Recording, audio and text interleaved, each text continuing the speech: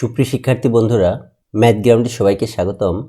আজকে আমরা 6 ক্রমের ম্যাজিক বর্গ কিভাবে গঠন করতে হয় সেটা শিখব। আমরা এটা সবাই জানি যে 6 ক্রমের ম্যাজিক বর্গের জন্য আমাদের বর্গাকার ঘর লাগবে কয়টা? 6 ছক 36টা, অর্থাৎ 6 এর বর্গ করলে 36 হয়, তাহলে আমাদের 36টা ঘর নিতে হবে। তো এখানে আমাদের সেই 36টা ঘর আছে, অর্থাৎ এদিকে 6টা, আবার এদিকেও 6টা। এখন আমাদের 6 ক্রমের ম্যাজিক বর্গ আসলে অনেকভাবেই করা যায়। তো আমার কাছে আসলে যেটা সবথেকে সহজ মনে হয়েছে আমি সেটাই তোমাদের শেখাবো। তো এখানে আমি যেটা করছি সেটা হচ্ছে, প্রথমে এই ম্যাজিক বর্গের ঘরগুলোকে 4টি ভাগে ভাগ করে নিয়েছি। দেখো কিভাবে, এই যে আমি একটু লাল কালি দিয়ে দেখালাম, এখানে 4টি অংশে বিভক্ত করে নিয়েছি। আমরা এইখানে দেখো এই ঘরটাকে যদি আমরা হিসাব করি, এটা 3 ক্রমের ম্যাজিক বর্গ যখন শিখছিলাম মনে আছে, এখন কিন্তু এটা সেটা, অর্থাৎ এদিকে 3 এদিকে 3 এই অংশের ক্ষেত্রে, আবার এইখানেও একটা 3 এখানেও একটা 3, অর্থাৎ 6 ক্রমের ম্যাজিক বর্গ তৈরি করতে গিয়ে আমরা কি করছি, এই 6 ক্রমের ম্যাজিক বর্গটাকে 3 ক্রমের ম্যাজিক বর্গে ভাগ করে নিচ্ছি। এবং সেখানে কয়টা ভাগ হয়েছে দেখো, 4টা ভাগ হয়েছে, অর্থাৎ 1টা 2টা 3টা 4টা। তো এই 4টা ভাগকে আমরা এক এক করে 3 ক্রমের ম্যাজিক বর্গ অনুসারে সাজাতে থাকবো। সেটা কিভাবে, এই ঘরটা সবার প্রথমে, তারপর এই ঘরটা, অর্থাৎ আমরা উপর থেকে নিচে আসবো আড়াআড়িভাবে, আবার উপর থেকে নিচে আসবো এবার ডান দিক থেকে আড়াআড়িভাবে, অর্থাৎ এখানে উপর থেকে এই ঘর। তাহলে আমরা প্রথমে কাজ করব কিন্তু এই ঘরটার, তাহলে বাকি ঘরগুলো আমরা অফ করে রাখি, মনে করে ঘরগুলো আমরা ঢেকে রাখলাম। এখন আমাদের কাছে শুধু এইটাই আছে। তো 3 ক্রমের ম্যাজিক বর্গ কিন্তু আমরা সবাই জানি, সেটা হচ্ছে আমাদের মাঝখানে দিতে হবে কি 1। তো দিলাম 1, দেওয়ার পরে এইদিকে উঠে যাব, দেখো এখানে ঘর নাই, তাহলে সবার নিচে চলে আসবে, এটা 2 এর পরে এইদিকে আড়াআড়ি বের হয়ে দেখো আমাদের এই ঘর ফাঁকা, আবার নিচের দিকেও কিছু নাই, তাহলে কোথায় যাব, বামে।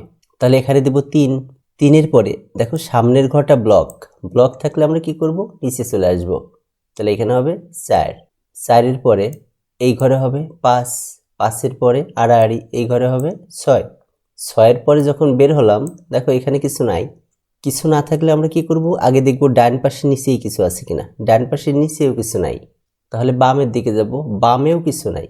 যদি ডানে ঘর না থাকে, ডানে নিচের দিকে ঘর না থাকে, বায়ে নিচের দিকে ঘর না থাকে, তাহলে আমরা যেখানে আছি তার নিচের ঘর, তাহলে এই ঘরটাতে, এখানে 7 পরে আবার বের হলাম, এখানে ঘর নাই, নিচের দিকেও ঘর নাই, তাহলে বামের দিকে, বামে সবার শেষে 8 পরে আড়াআড়ি বের হলাম, এখানে ফাঁকা, তাহলে সব থেকে নিচেই এখানে 9। তো এই মোটামুটি আমরা 1 থেকে 9 পর্যন্ত আমরা এখানে কমপ্লিট করে ফেললাম। এবার আমরা এই ফাঁকা ঘরগুলো তুলে নেই। দেখো আমরা কিন্তু একটা ঘর কমপ্লিট করে ফেলছি, এবার আমরা বলছিলাম আড়াআড়ি এর পরের ঘর, অর্থাৎ আমরা এখন এই ঘরটা নিয়ে কাজ করব। তো এখানে আমরা কয় পর্যন্ত লিখছি দেখো তো, 9 এর পরে কত আছে, 10, তাহলে এই ঘরে আমার প্রথম বসাইতে হবে হচ্ছে 10, এটা মাথায় রাখবা। তো আমরা একটু বোঝার সুবিধার জন্য আমরা এই বাকি ঘরগুলো ঢেকে নিলাম। তাহলে এখানে আমরা লিখছিলাম কত পর্যন্ত, 9 পর্যন্ত। তো এখানেও সেই 3-এরই নিয়ম, কিন্তু এইখানে প্রথম যে ঘরটা বসাবো সেটা হচ্ছে 10, কারণ এখানে আমরা 9 পর্যন্ত বসাইছি, তাহলে এখানে হবে 10 এর পরে দেখো আমরা আড়াআড়ি বের হলাম, এখানে ঘর নাই, তাহলে সবার নিচে এখানে 11 পরে আমরা আড়াআড়ি বের হলাম, নিচের দিকে ঘর নাই, তাহলে বামে আসব, বামে এটা হবে 12 পরে যখন আমরা বের হতে গেলাম এখানে ব্লক, সুতরাং আমরা নিচে আসব, তাহলে এখানে 13 পরে এই ঘরে হবে 14 পরে এই ঘরে হবে 15 পরে আমরা এখানে ঘর নাই এবং নিচের দিকেও নাই বামের দিকেও নাই, তাহলে যে ঘরে আছি এই ঘরের নিচে, অর্থাৎ 16 পরে আড়াআড়ি বের হলাম, এখানে ঘর নাই, নিচের দিকেও ঘর নাই, সবার বামে, এখানে 17 পরে এইখানে আড়াআড়ি বের হলাম, ঘর নাই, বা ডান দিকে সবার নিচে, তাহলে এখানে 18। তো আমাদের দ্বিতীয় ঘরটাও কিন্তু কমপ্লিট হলো। আমরা একটা জিনিস মনে রাখবো যে দ্বিতীয় ঘরে আমাদের সবচেয়ে বড় কোন সংখ্যাটা কোন পর্যন্ত আমরা গেছি, 18 পর্যন্ত। এবার আমরা আবার উপরে চলে যাব, তাহলে উপরে এই ঘরটা, এইখানে প্রথম লিখতে হবে 19। তাহলে দেখো আমাদের 2টা ঘর কমপ্লিট, এখন আমরা এই ঘরটা পূরণ করব। এখানে সর্বশেষ ছিল 18, তাহলে এখানে শুরু হবে 19 থেকে।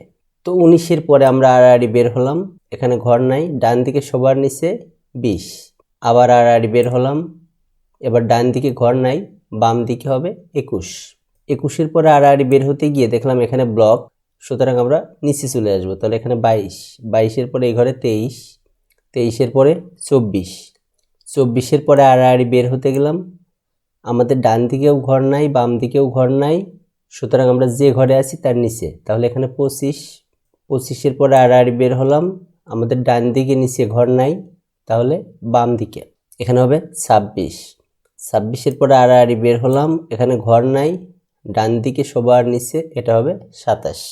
তো আমাদের 3 নাম্বার যে ঘর সেটাও পূরণ হয়ে গেল এবং এখানে আমাদের সর্বশেষ সংখ্যা আসছে কত? 27। তো আমরা এটা উঠাই দেই। তো 27 আসছে, এখন আমরা কোন ঘরটা পূরণ করব? এইখানে। এখানে শুরু হবে কোথা থেকে? 28 থেকে, কারণ এখানে সবশেষ আসছে 27। তো এগুলো আমরা ঢেকে রাখলাম। তো এখানে লিখলাম 28, 28-এর পরে আড়াআড়ি, তো এখানে ঘর নাই, সুতরাং ডান দিকে সবার নিচে এখানে হবে 29। আবার বের হলাম আড়াআড়ি, নিচের দিকে ঘর নাই, ডান দিকে বাম দিকে সবার শেষ ঘর 30, 30-এর পরে আড়াআড়ি বের হতে গিয়ে এখানে ব্লক, অর্থাৎ আমরা নিচের দিকে যাব। তাহলে এখানে 31, এটা হবে 32, এটা হবে 33, 33-এর পর আড়াআড়ি বের হলাম, ডান দিকে ঘর নাই বাম দিকেও ঘর নাই, সুতরাং আমরা যে ঘরে আছি তার নিচে 34, 34 থেকে আমরা আড়াআড়ি বের হলাম, এখানে ফাঁকা, ডান দিকে নিচের দিকেও ফাঁকা, সবার বাম দিকে শেষ ঘর, তাহলে এটা 35, 35 থেকে আড়াআড়ি বের হলাম, ফাঁকা, ডান দিকে সবার নিচে 36। সুতরাং দেখো এখন আমাদের কিন্তু সবগুলো ঘর কমপ্লিট হয়ে গেছে, কিন্তু ম্যাজিক বর্গ গঠন কিন্তু এখনো শেষ হয় নাই। কারণ 6 ক্রমের ম্যাজিক বর্গে আমাদের একটু কাজ করতে হবে। সেটা কি? আমাদের একটা পরিবর্তন লাগবে। পরিবর্তনটা হচ্ছে আমরা এই যে 3টা ঘর, এই 3টা ঘর আমাদের এই 3টা ঘরের সাথে রিপ্লেস করতে হবে। এইখানে যে আছে সে চলে আসবে এখানে, এই 5 এখানে যে আছে এ চলে আসবে এই 32-এর এইখানে, আর এই 4 এ চলে আসবে 31-এর এইখানে। অর্থাৎ এরা যেরকম এখানে চলে আসবে এরা আবার এইখানে চলে যাবে। তাহলে প্রথম আমরা পরিবর্তন করি, এই 8 আর হচ্ছে 35, 8 আর 35 কি হবে? 8 চলে আসবে এখানে আর 35 চলে যাবে 8-এর এই জায়গায়। তো আমরা করে ফেললাম, এটা চেঞ্জ হয়ে গেছে। এইবার এই 5 আর হচ্ছে 32 এই দুইটা আমরা পরিবর্তন করব। তো এখানে দেখো 32, এখানে 5, এবার সবশেষে হচ্ছে 4 আর 31। তো দেখো এখানে 31, এখানে 4। তো আমাদের ম্যাজিক বর্গ কিন্তু কমপ্লিট এবং আমরা এই যে 4টা ভাগ করছিলাম এই ভাগের যে দাগটা এটা এখন আমরা সরাই দিব এখান থেকে। তো এটাই হচ্ছে 6 ক্রমের ম্যাজিক বর্গ। আর 6 ক্রমের ম্যাজিক যে সংখ্যা সেটা আমরা একটু দেখে নিই। সংখ্যাটা হলো 111। কিভাবে? এই যে ক ইন্টু ক স্কোয়ার যোগ 1, এই ক মানে হচ্ছে এখানে কয়টা ক্রম? দেখো 6টা, এই জন্য এখানে দিছি 6। তো এটা হিসাব করে আমাদের আসছে 111। অর্থাৎ আমরা যে দিকেই যোগ করব, না এইদিকে বা এই দিকে কিংবা এইভাবেও যদি আসি, এই সবগুলোর যোগফল হবে 111। তো এটাই হচ্ছে 6 ক্রমের ম্যাজিক বর্গ। তো আমার মনে হয় এটা খুব সহজ, তোমরা অবশ্যই পারবে। ধন্যবাদ সবাইকে।